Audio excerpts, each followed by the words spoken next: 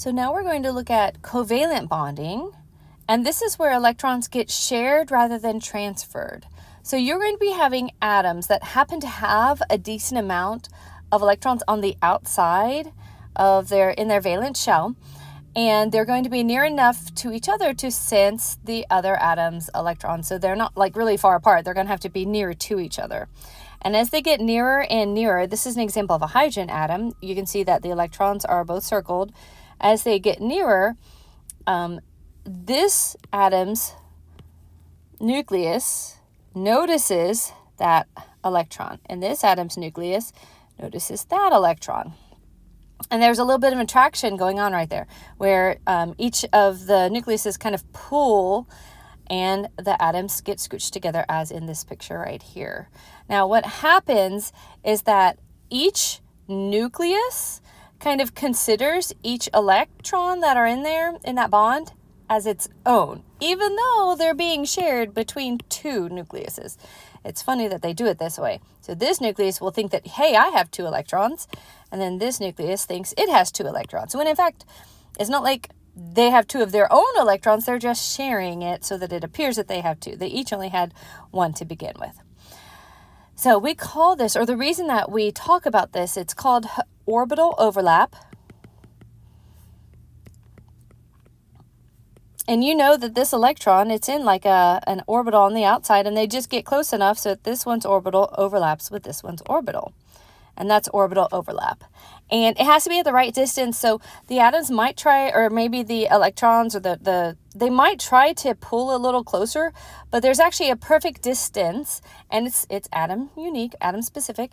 There's a perfect distance between the nucleus where the electrons have enough attraction to both nuclei, but the nuclei aren't fighting each other because they both have positive charges.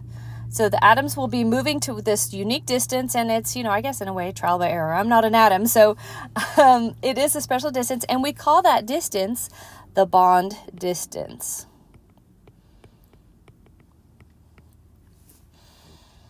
You should know that when they come together and they form these different shapes, we call these, last time it was formula unit, these, when you're sharing, these are called molecules.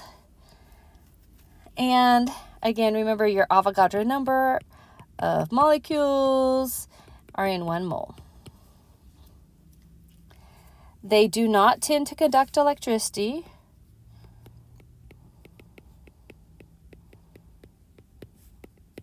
They also tend to have lower melting points. No, I mean, they may be gases at room temperature, they may be liquids, but they tend to not be solids as much. They also tend to not be soluble in water. Now, there's some exceptions to that, of course, because it's chemistry, and chemistry is full of exceptions. But as a group, they're not so soluble in water. Now, you should know that, like before, remember they all kind of like gathered together and made this big, huge thing? Well, what these atoms do is they basically form their own little unique shape. And if there are more atoms, then they're just going to be more atoms like around. They aren't necessarily going to form some amazing crystalline structure. Now, that all being said, you'll find out in Gem Chem 2 that there can be kind of like an extended structure, like DNA has this kind of extended attraction within the structure. So I'm not saying that they all have that attraction, but sometimes they have a little bit of attraction that gives them a time-based structure. But generally, it's just like a grouping. When you're looking at a whole lot of them, you're just looking at a grouping of shapes of all of the same shape. You don't have to just have one pair of electrons. So in this picture here, this is a double bond. So this is actually, each line has 2 electrons in it. So 2 electrons are in this line, and 2 electrons are on that, and 2 there, and 2 there. So there's a total of 8 electrons around that middle atom. Last tiny little comment. We usually say that ionic bonding is stronger than covalent bonding, but then we'll have someone take geology and get completely confused because there is a category of network covalent bonding that, remember I was talking about this attraction between them where maybe they're somehow attracted. Network covalent bonding is where you have this huge structure that has these little substructures that are all then like bonded again to each other. So we aren't talking about network covalent bonding. You'll see that in places like geology. But in this class, we're just talking about normal covalent bonding just between atoms. We're not talking about this huge extended picture.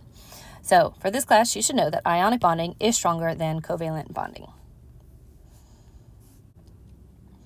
And where you find the atoms that do covalent bonding are up here. They're over here on the right-hand side, and you'll also see hydrogen involved in covalent bonding.